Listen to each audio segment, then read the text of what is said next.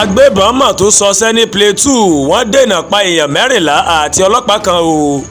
Kò mà dín ní èèyàn 14 nínú àwọn èèyàn abúlé méjì tí wọ́n ti di olóògbé nínú ìkọlù tuntun tó mọ̀ wáyé ní ọjọ́bọ̀ Thursday ní ìjọba ìbílẹ̀ Bokos ní ìpínlẹ̀ ti Plateau pẹ̀lú ọlọ́pàá kan.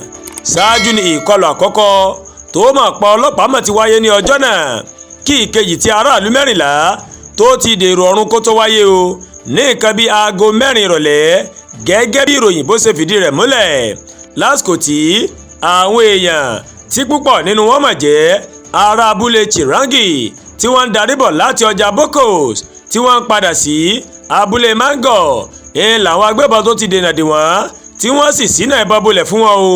Alága ìgbìmọ̀ tó máa ń rí sí kí àlàáfíà máa jọba ní Bokos ọ̀gbẹ́ni Kevas Malai ó fìdí ìṣẹ̀lẹ̀ náà múlẹ̀ fún ìwé ìròyìn Punch ní alẹ́ ọjọ́bọ̀ Thursday. Òótọ́ ni ọmọ ìlú 14 làwọn afurasí agbébọn máa pa àwọn 3 míì wọ́n sì farapa nígbà tí wọ́n ń bọ̀ láti ọjà Boko tí wọ́n ń lọ sí abúlé Mango níjọba ìbílẹ̀ Bokos. Malai ó fi kọ́rọ̀ rẹ̀ pé àwọn agbófinró wọ́n ti wà ní agbègbè náà láti dènà ìkọlù yòówù tó bá tún fẹ́ wáyé o. Nínú àlàyé alága ìgbìmọ̀ àlàáfíà Bokos ó ní ṣáájú ni àwọn apààyàn náà wọ́n máa ti pa ọlọ́pàá kan tó ń ṣọ́ ojú ọ̀nà Richard níjọba ìbílẹ̀ Bokos kan náà. Malai máa sọ wípé ibi tí ìjọba tó fi ọlọ́pàá náà ṣọ́ ibẹ̀ ló máa ń sọ lọ́wọ́ o tí wọ́n fi kọlù tí wọ́n sì pa síbẹ̀. Ó ṣàpèjúwe ìpànìyàn náà bí èyí tó burú gan.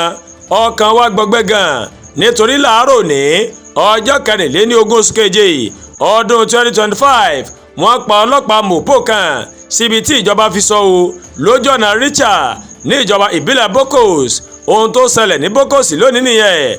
Malai òun ló ṣàlàyé bẹ́ẹ̀ nínú ọ̀rọ̀ tirẹ̀ tó fi ìdí ìṣẹ̀lẹ̀ náà múlẹ̀. Alága ìjọba ìbílẹ̀ Bokos Amalao ó júwe ohun tó ṣẹlẹ̀ náà bí èyí tó jẹ́ pé ó fẹ́ àkíyèsí kíákíá o. Ẹ rántí pé ìkọlù àwọn agbébọn ó ti ń di lemọ́lemọ́ lé àwọn ìpínlẹ̀ kan pàápàá ìpínlẹ̀ Plateau àti Benue bí àwọn èèyàn agbègbè náà bí wọ́n ṣe ń korojú sí ìpànìyàn ọ̀hún. Ó ní wọ́n wá ń rọ ìjọba àpapọ̀ láti dìde sí o. Bẹ́ẹ̀ ni àwọn míín pè fún ìdásílẹ̀ ọlọ́pàá ìpínlẹ̀ láti parí ìkọlù gbogbo tó wáyé ní gbogbo ìgbà. Kọ́lọ́ ọba Elédùmarè kó bá wa dá ètò ààbò padà sórílẹ̀-èdè wa Nàìjíríà. Àdúrà gba Olúwa Tóyìn ló ń kàròyìn sí létí o láti kàn ní Ẹ̀yà Yorùbá World TV. Bẹ́ẹ̀ ṣe ń wò wá ẹ máa bá wa like ẹ máa share ẹ máa comment ẹ má tún gbàgbé láti bá wa subscribe sórí YouTube channel wa kí wọ́n bá tẹ notification bell láti lè máa máa wo ètò alákòójọ kan tó bá ti gorí ìkànnì yìí. A kú iṣẹ́ látàárọ̀ a kú ìgbìyànjú Ọlọ́run bá rèé yóò fèrè ṣíṣe mi àti yín o.